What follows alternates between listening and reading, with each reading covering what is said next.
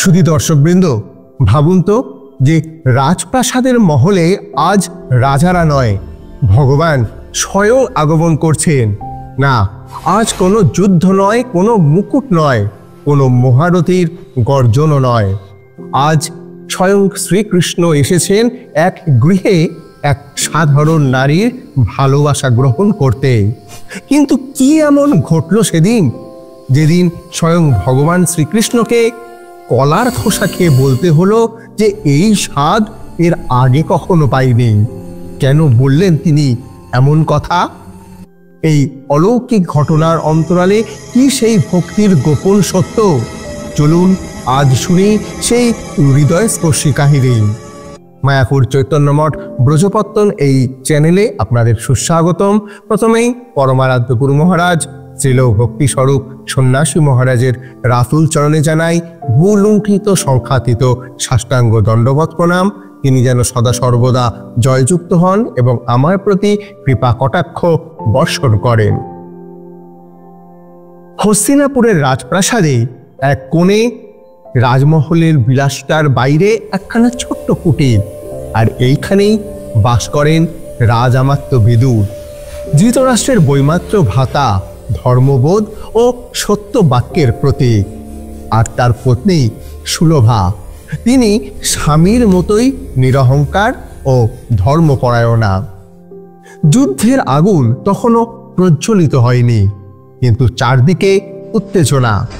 কুরুক্ষেত্রের পর্দা তখনও উঠতে চলেছে, আর সেই মুহূর্তে শান্তির বার্তা নিয়ে আগমন করলেন স্বয়ং শ্রীকৃষ্ণ। বিদুর সংবাদ পেয়ে উচ্ছ্বসিত কণ্ঠে বললেন তার পত্নীকে যে সুলভা, আজ কৃষ্ণ স্বয়ং নিজে আসবেন আমাদের গৃহে। শান্তি প্রস্তাব শেষ করে তিনি আমাদের আতিথ্য গ্রহণ করবেন। প্রস্তুত হও, ভগবানের সেবা আজ তোমার হাতে। এই সংবাদ শুনেই বিদুর পত্নীর হৃদয় যেন আনন্দে ভরে ওঠে। সেই সাধারণ গৃহিণীর চোখে তখন কেবল এক রূপ, কৃষ্ণের সেই অসাধারণ রূপ। তিনি গৃহকে শুদ্ধ করলেন, ফুলে সাজালেন, বাতাসে ছড়িয়ে পড়ল চন্দন ধূপের গন্ধ। মন তার একাগ্র কৃষ্ণ চিন্তায় নিবিষ্ট। কূপের পাশে দাঁড়িয়ে স্নান করতে করতে তার হৃদয় ভরে ওঠে তার কৃষ্ণ স্মরণে। চোখ বুজে ভাবছেন আজ স্বয়ং ভগবান আসছেন আমার ঘরে। ঠিক সেই সময় দরজায় মৃদু করাঘাত। কে? প্রশ্ন করলেন সুলভা। দরজার বাইরে থেকে মধুর কণ্ঠস্বর, মা দরজা খোলো, আমি এসেছি। সেই কণ্ঠ শুনে সুলভার শরীর কেঁপে ওঠে। তিনি ছুটে যান দরজার দিকে, ভিজে কাপড় আলু থালু বেশ, আর দরজা খুলতেই সেই নয়নাভিরাম রূপ, যে রূপে স্বয়ং সৃষ্টিও ভুলে যায়। সামনে দাঁড়িয়ে আছেন স্বয়ং শ্রীকৃষ্ণ। তিনি স্থির দাঁড়িয়ে থাকেন, বিস্ময়ে আনন্দে প্রেমে। কৃষ্ণ তখন হাসলেন, মা আমি এসেছি, খুব খিদে পেয়েছে, কিছু খেতে দেবে? ঠিক তখনই একখানি আসন নিলেন, বসে পড়লেন, আবার বললেন, কি গো মা, কিছু খেতে দেবে না? সত্যিই বড্ড খিদে পেয়েছে।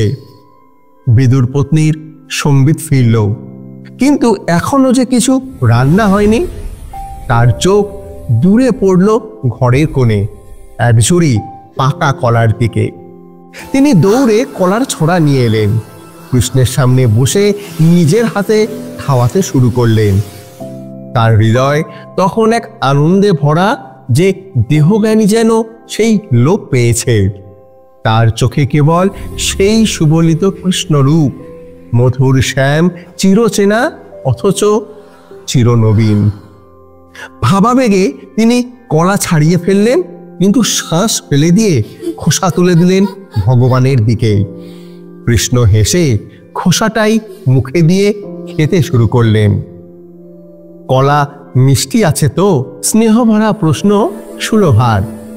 শ্রীকৃষ্ণের উত্তর, খুব মিষ্টি মা, এই রকম মিষ্টি কলা কোনো দিনও খাইনি। ভক্তের অন্তরে ভাবের কাছে তখন উপাদানের মূল্য অর্থহীন। কৃষ্ণ আস্বাদন করছিলেন কলা নয়, আস্বাদন করছিলেন ভক্তির অমৃত। এমন সময় প্রবেশ করলেন রাজামাত্য বিদুর। চোখে বিস্ময়, কৃষ্ণ খোসা খাচ্ছেন। পত্নী সামনে বসে তন্ময় চিত্তে দেখছেন। সুলভা, তুমি কৃষ্ণকে এ কি খাওয়াচ্ছ? তিনি কলার ছড়া তুলে নিয়ে বললেন, যাও, তুমি ভেতরে যাও, শুকনো কাপড় পরে এসো, আমি ততক্ষণ ভগবানের একটু সেবা করি। বিদুর এবার কলা ছাড়িয়ে দিলেন কৃষ্ণের হাতে। কৃষ্ণ খান। তারপর ধীর কণ্ঠে বললেন, তা তো এই কলায় সেই স্বাদ নেই যা তোমার পত্নীর ছাড়ানো কলার খোসায় ছিল। এই এক বাক্যে কৃষ্ণ জানিয়ে দিলেন, ভক্তি কোনো আচার নয়, কোনো নিখুঁত রান্না নয়, ভক্তি হলো হৃদয়ের ভালোবাসা। বিদুরের চোখ ভিজে যায়। তিনি বলেন, প্রভু, আমি জানি তোমার কাছে কোন স্বাদ প্রিয়। আমার পত্নীর হৃদয়ে যে স্নেহ, সেই প্রেম আমি কোথায় পাব? এই ঘটনার পর হস্তিনাপুরে গৃহিণীরা অবাক হয়ে জিজ্ঞাসা করেছিল, ভগবান কি কলার খোসা খেতে পারেন?